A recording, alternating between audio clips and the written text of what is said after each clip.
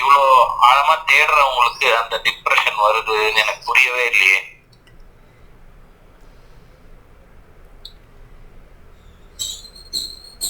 பிறந்த ஒவ்வொரு மனிதனும்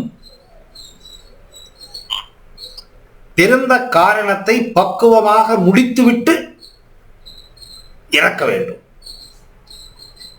பிறப்பு நம்ம கையில் இல்லை, இறப்பும் நம்ம கையில் இல்லை. நாம செய்யற செயல்பாடுகள் எதுவுமே நம்ம கையில் இல்லை. நீங்க நினைக்கிறீங்க யூடியூப்ல தேடி பிடிச்சி நீங்க என்ன கண்டுபிடிச்சி முன்னாடி உட்கார்ந்துருக்கீங்கன்னு நீங்க நினைக்கிறீங்க. இல்லை, எனக்கும் உங்களுக்கும் சம்மந்தம் இருக்கு. இல்லைன்னா 1008 பேர் வீடியோ போட்டிருக்கான்.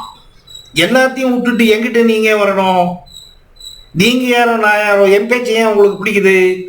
ஏன் என் பேச்சை கேட்கணும்னு நினைக்கிறீங்க? சம்பந்தம். கர்மத்தை எடுத்துட்டு வந்திருக்கோம். உங்களுக்கு 16 வயசு 18 வயசு 20 வயசுல ஆசை வந்ததுக்கு காரணம் ஆன்மீகம். அது நீங்க நினைச்சு இந்த ஜென்மத்தில் உங்களுக்கு தோன்றிய உணர்வு அல்ல. எல்லாமே நீங்க எடுத்துக்கிட்டு வந்தது. என்ன எடுத்துட்டு வந்திருக்கீங்க? அந்த மூட்டையை இங்க அவுக்குறீங்க. அதுதான் நம்ம வேலை.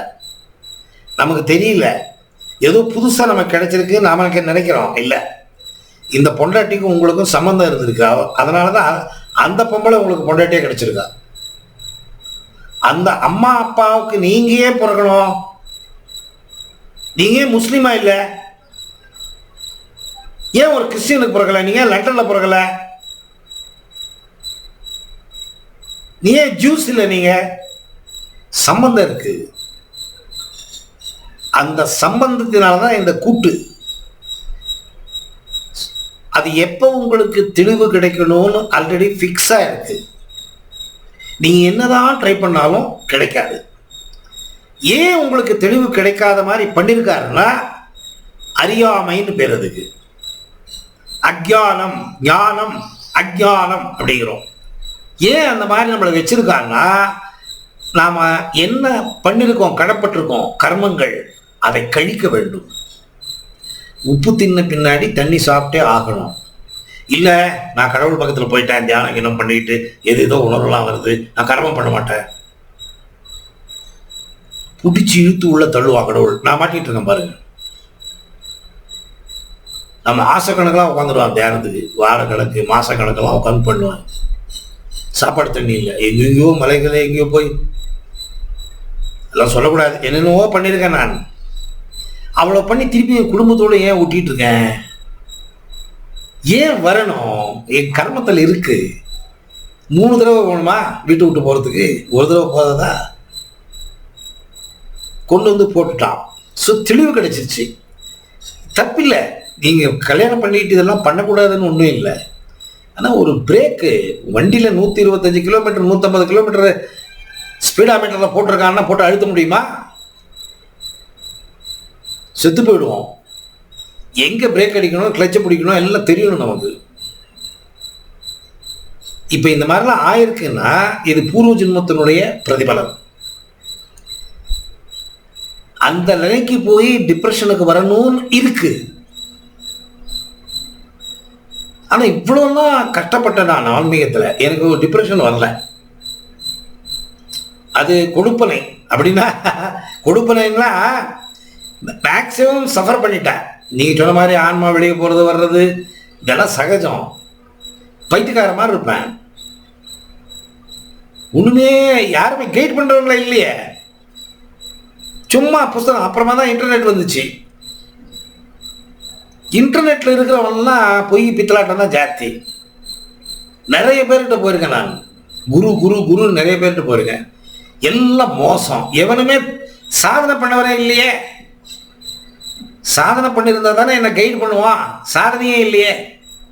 இப்போ நான் இவ்வளவு பேசுறேன்னா எனக்கு அடிபட்டிருக்கு. அடிபட்டதுனால தான் பண்ணாதேன். என் வீடியோ எல்லாம் பாருங்க.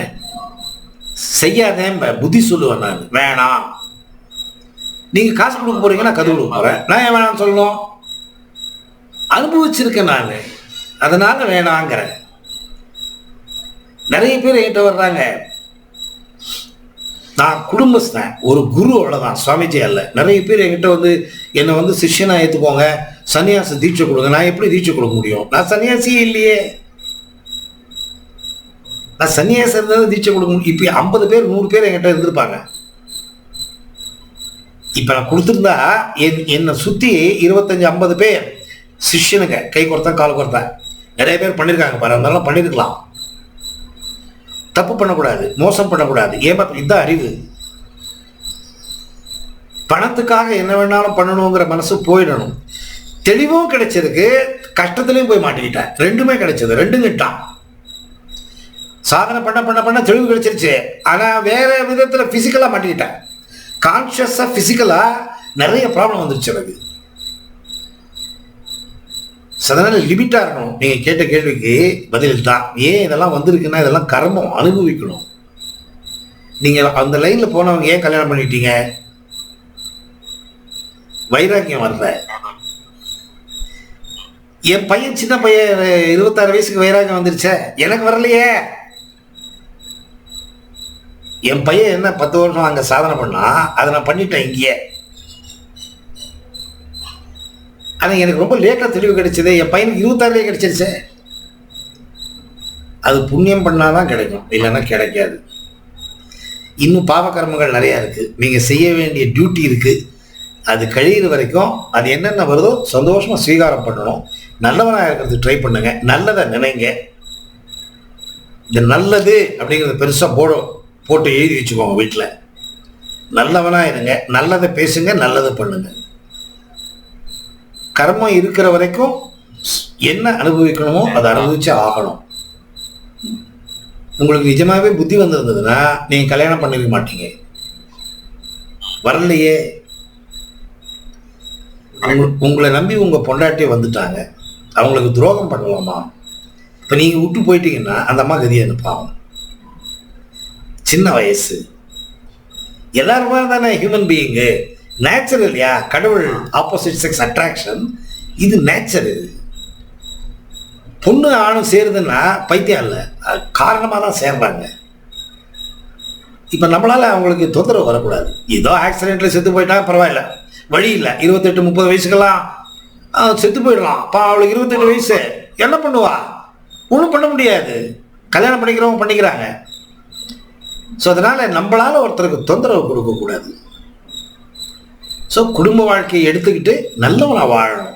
எங்க பகவத்கீதையிலையோ வேதத்திலேயோ அல்லது உபனிஷத்துலேயோ எங்கேயுமே சன்னியாசியாகுன்னு சொல்லலை. நல்லவனாயிருன்னு தான் சொல்லியிருக்கான். நீங்க நல்லவனா இருந்துட்டாவே கதவை தட்டி கடவுள் நம்மள கூட்டு போடுவோம். ஸோ குடும்பத்தை விடணுங்கிறது பைத்தியக்காரத்தனம்.